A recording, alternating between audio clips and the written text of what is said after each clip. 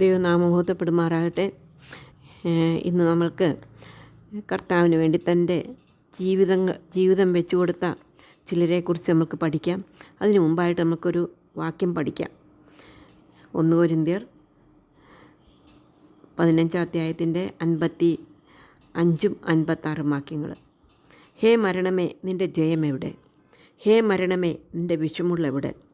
മരണത്തിൻ്റെ വിഷമുള്ള പാപത്തിൻ്റെ ശക്തിയോ ന്യായപ്രമാണം. ഈസി ആയിട്ടുള്ള വാക്യമാണ്. ഹേ മരണമേ, നിൻ്റെ ജയം എവിടെ? ഹേ മരണമേ, നിൻ്റെ വിഷമുള്ള എവിടെ? മരണത്തിൻ്റെ വിഷമുള്ള പാപത്തിൻ്റെ ശക്തിയോ ന്യായപ്രമാണം. സറ്റോർണിസും 4 ആൺമക്കളും അവരെക്കുറിച്ചാണ് മെയിനായിട്ട് നമുക്ക് ചിന്തിക്കാനുള്ളത്.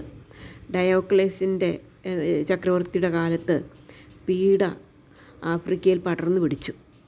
അനേകം ക്രിസ്ത്യാനികൾ പിടിക്കപ്പെടുകയും ക്രൂരമായി കൊല്ലപ്പെടുകയും ചെയ്തു.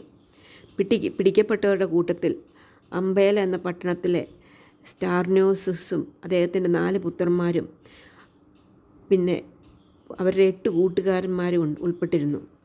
ഇവരെ പിടിച്ചതിന് ശേഷം എല്ലാവരെയും കാണിക്കേണ്ടതിന് വേണ്ടി കാർത്തേജിലേക്ക് കൊണ്ടുപോയി അവിടുത്തെ ന്യായാധിപനായ അനിൽനെസിൻ്റെ മുമ്പാകെ നിർത്തി. ഡയോക്ലീസ് ഭയങ്കരമായിട്ടുള്ള പീഡ ആ സമയത്ത് ആ ചക്രവർത്തി അവിടെ ആഫ്രിക്കയിൽ തൊടുത്തു വിടുകയാണ്. അപ്പോൾ അതിൻ്റെ ഇടയ്ക്കാണ് ഇവരെ ന്യായാധിപൻ്റെ അടുക്കലേക്ക് കൊണ്ടു ചെല്ലുന്നത്. അവർ വിശ്വാസത്തിൽ നിന്നും വ്യതിചലിക്കുമോ എന്ന് ഈ അനലിസിസ് അവരെ പല രീതിയിൽ ക്വസ്റ്റ്യൻ ചെയ്യുവാനും അവരെ ഇൻഫ്ലുവൻസ് ചെയ്യാനും ഒക്കെ നോക്കി. വളരെ അവർക്ക് ധനം കൊടുത്തും മറ്റുള്ള കാര്യങ്ങൾ ചെയ്തു കൊടുക്കാമെന്നൊക്കെ പറഞ്ഞ് അനേക കാര്യങ്ങൾ അവർക്ക് വേണ്ടി ചെയ്യാം എന്നുള്ള ഇതിൽ അനലിസ് അവരെ ഒന്ന് വിശ്വാസത്തിൽ നിന്ന് വ്യതിചലിപ്പിക്കാമെന്ന് വിചാരിച്ചു. എന്നാൽ അവർ വിശ്വാസത്തിൽ നിന്ന് വ്യതിചലിക്കുകയില്ലെന്ന് മനസ്സിലായപ്പോൾ അവർക്ക് അനേക തരത്തിലുള്ള പീഡകൾ ചെയ്യുവാൻ അവർ ആരംഭിച്ചു. സറ്റേർണിസിനെ അടിച്ച് ദേഹം മുഴുവൻ മുറിവേൽപ്പിച്ചു. അതിനുശേഷം ചുട്ടുപഴുത്ത ഇരുമ്പ് കൊണ്ട് ദേഹം മുഴുവനും പൊള്ളിച്ചു. ഇങ്ങനെ ക്രൂരമായ ഉപദ്രവിച്ചതിന് ശേഷം കാരാഗൃഹത്തിൽ അടച്ചു. മാത്രമല്ല ഭക്ഷണമൊന്നും കൊടുക്കരുതെന്ന് കൽപ്പിക്കുകയും ചെയ്തു. അങ്ങനെ ഈ വേദനയുമായിട്ട് ഇരുമ്പ് കൊണ്ട് ദേഹം മുഴുവനും പൊള്ളിച്ച് അടിയുടെ മുറിവേറ്റ് അങ്ങനെ ഭക്ഷണവുമില്ലാത്തവനായിട്ട് സ്റ്ററ്റേർണീസ് അവിടെ കിടക്കുകയാണ്. അപ്പോൾ ഇത് കണ്ടിട്ട് മറ്റുള്ളവരിൽ ഒരു വ്യത്യാസം ഉണ്ടാകുമെന്ന് വിചാരിച്ചാണ് അവരുടെ മുമ്പിൽ വെച്ച് ഇത്രയൊക്കെ ചെയ്തത്. എന്നാൽ ഇത് കണ്ടിട്ട് മറ്റുള്ളവരുടെ 12 പേരുടെ മനസ്സിലും യാതൊരു വ്യത്യാസവും ഉണ്ടായില്ല എന്ന് മനസ്സിലായിട്ട് ഈ 12 പേരെയും ക്രൂരമായിട്ട് മർദ്ദിച്ചു.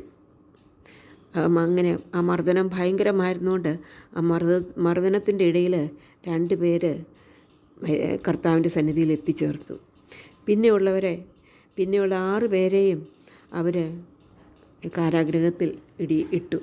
എന്നാൽ ഇത് കണ്ടൊന്നും ആ ബാലന്മാരുടെ മനസ്സ്, സ്റ്റാർനീസിൻ്റെ 4 ആൺമക്കളുടെ മനസ്സ് ഒരു രീതിയിലും മാറിയില്ല. തങ്ങളുടെ പിതാവിൻ്റെ ദൈവത്തെ അവർ മുറുകെ പിടിച്ചു. അവരെയും ക്രൂരമായി ഉപദ്രവിച്ചതിന് ശേഷം കാരാഗൃഹത്തിൽ പിതാവിനോട് കൂടി ഇട്ടു. പട്ടിണി കിടന്ന് അവർ കർത്താവിൻ്റെ മാർവിൽ അണഞ്ഞു.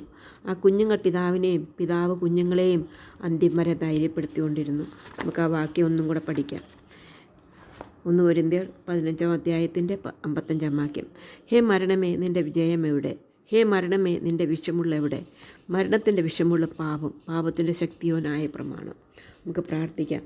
സ്നേഹവാനായ ദൈവമേ, നല്ല സമയത്തിനായിട്ട് നിന്നെ സ്തുതിക്കുന്നു. ഞങ്ങൾക്ക് തന്ന കഥയ്ക്കായിട്ട് ഞങ്ങൾ നന്ദിയുള്ള ഹൃദയത്തോടെ സ്തുതിക്കുന്നു. കർത്താവിന് വേണ്ടി നിലനിന്നവർ അന്ത്യത്യാഗം വരെ, അന്ത്യശ്വാസം വരെ കർത്താവിന് വേണ്ടി നിലനിന്നവരെക്കുറിച്ച് ഇന്നും പഠിക്കുവാൻ ഞങ്ങളെ നീ സഹായിച്ചു. അതോർത്ത് ഞങ്ങൾ നിന്നെ സ്തുതിക്കുന്നു.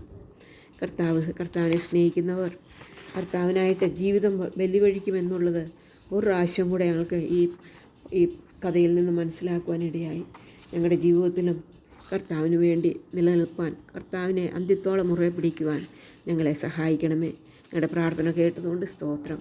യേശു കർത്താവിൻ്റെ നാമത്തിൽ താഴ്മ വിനയമായിട്ട് അപേക്ഷിക്കുന്നു. ആമേൻ.